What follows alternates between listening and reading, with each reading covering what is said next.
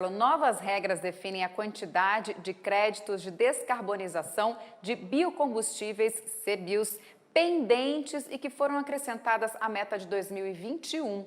Para falar sobre isso, a gente recebe aqui no Agronoite a Rebeca Stefanini, especialista em Direito Ambiental do Sescom Barriel.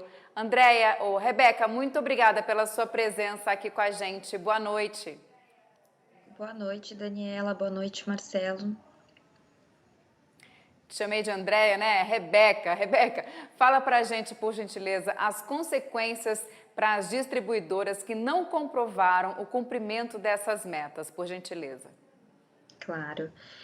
Bom, os distribuidores de combustíveis que não comprovaram as metas definidas pelo governo estão sujeitos a penalidades administrativas, a exemplo da suspensão de atividades, suspensão do fornecimento de produtos, revogação de autorização para exercício da atividade em casos extremos, né? E a aplicação de multas. A legislação prevê que as multas podem ser entre 100 mil e 50 milhões, e o valor da multa vai ser definido caso a caso, porque ele é equivalente à multiplicação da quantidade de CBIOS que deixaram de ser adquiridos pela média mais alta de preços praticados nos CBIOS no ano de descumprimento. Então, para dar um exemplo aqui, em 2020, outubro foi o mês com a maior média mensal dos CBIOS. Os CBIOS foram comercializados no valor de R$ 50,47. Então, as multas previstas para esses distribuidores vão ser o produto da multiplicação entre os R$ 50,47 pela quantidade que deixou de ser tirada do mercado, do que estava disponível de CBIOS. E aí, até para complementar, a gente tem notícia de que a ANP lavrou os autos de infração agora no início de março. Então, com o recebimento da notificação formal a respeito da lavratura desses autos de infração, vai ser dado início ao prazo para apresentação de defesa administrativa pelos distribuidores. E aí, nessa oportunidade, os distribuidores vão poder questionar os valores utilizados no cálculo das multas, ou poderão, inclusive, demonstrar e tratar de algumas condições específicas pelas quais eles entendem que o cumprimento da meta foi prejudicado ou foi impossibilitado no ano passado. E aqui, nesse contexto de tudo que pode ser alegado nessa defesa administrativa, a gente sabe que no ano passado as negociações dos CBIOS em bolsa foram um pouco complicadas, até por conta da pandemia. A gente teve revisão da meta por conta da pandemia, já que a gente notou, foi identificada uma redução grande na comercialização de combustíveis por conta, né, dos lockdowns sucessivos, enfim. Então, realmente foi um ano muito atípico e foi um ano bem complicado para cumprimento dessa meta do RenovaBio prevista nessa política. É muito importante isso que você colocou, Rebeca, até porque todo mundo tem que ficar atento, né, a essa situação no momento que a gente está passando. Eu gostaria que você, então, explicasse para a gente esses dois tipos de metas aí da RenovaBio, que prevê, né, a questão nacional e também individual. Explica para a gente, por favor. Isso, exatamente. Bom, então o RenovaBio é uma política pública, né, para incentivo de biocombustíveis. Ela prevê dois tipos de metas, então metas nacionais e metas individuais.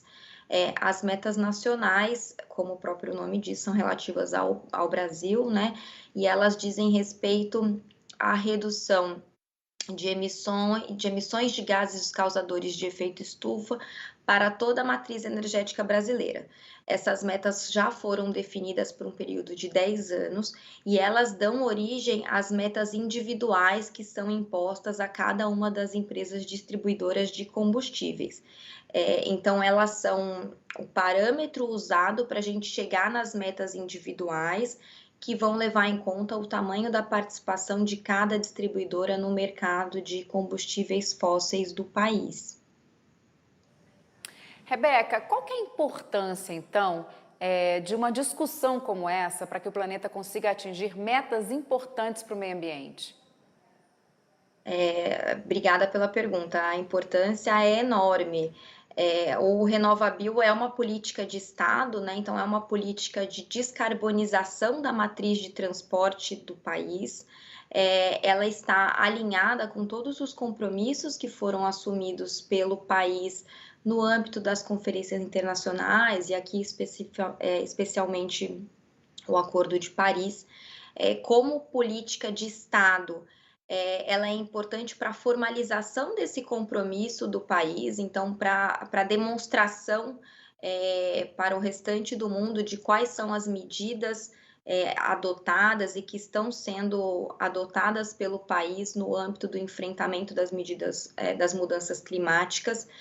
Além desse posicionamento perante o restante do mundo, é um exemplo para os demais países, porque a gente tem hoje o RenovaBio como a maior política de descarbonização no setor de transporte do mundo, então não deixa de ser uma guideline para todos os outros países, um bom exemplo do país para os outros, o que pode até contribuir com novas ideias, como sugestão, né, para os demais países.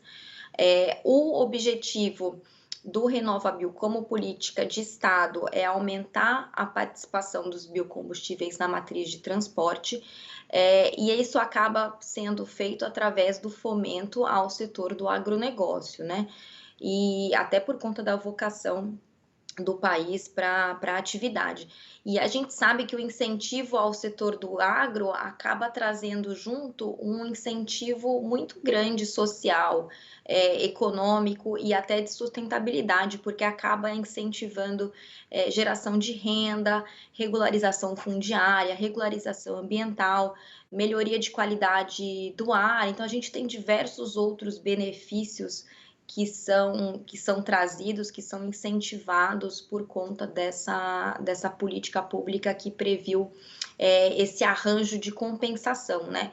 E aí eu acho que o outro ponto que seria interessante também do porquê é tão importante a gente estar falando disso, é que a gente está falando de uma política que não trouxe aqueles métodos tradicionais, ele não criou um imposto para o carbono, ele não trouxe um subsídio direto para o biocombustível, ela trouxe um arranjo que é próprio de uma dinâmica de mercado.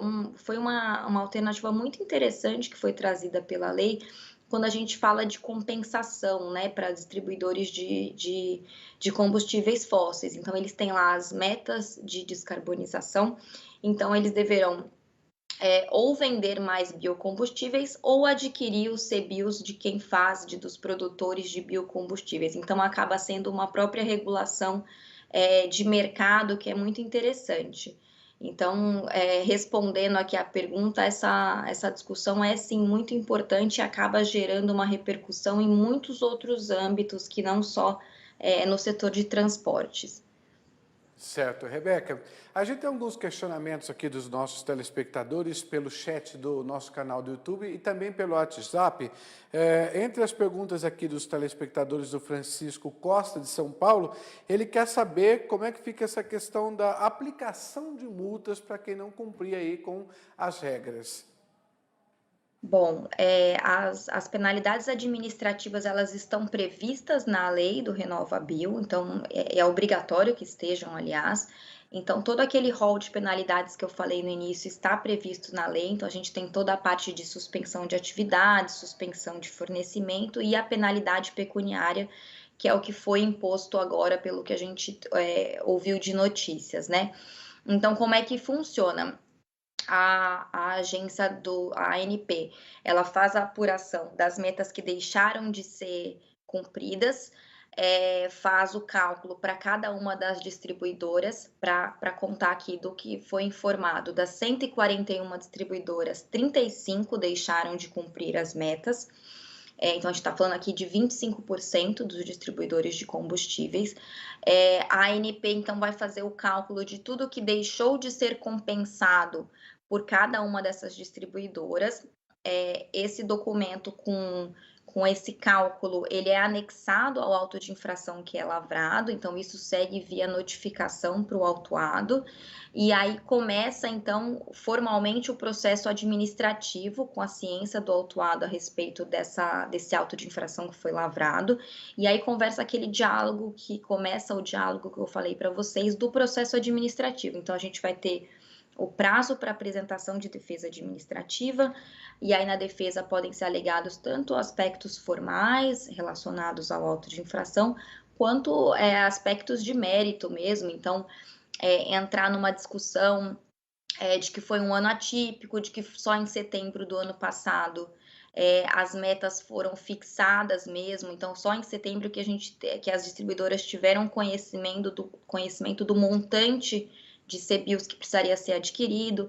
Então, é nessa oportunidade. Apresentada a defesa administrativa, a ANP vai fazer a análise de mérito dessa defesa, vai indeferir ou deferir a defesa, e o autuado ainda tem a possibilidade de apresentar um recurso, caso ele continue não concordando com a decisão da agência. Certo. Rebeca, muito obrigado aqui pela sua participação e por esses esclarecimentos tão relevantes aqui no Agronoite. Até uma próxima oportunidade. Até a próxima. Obrigada pelo convite.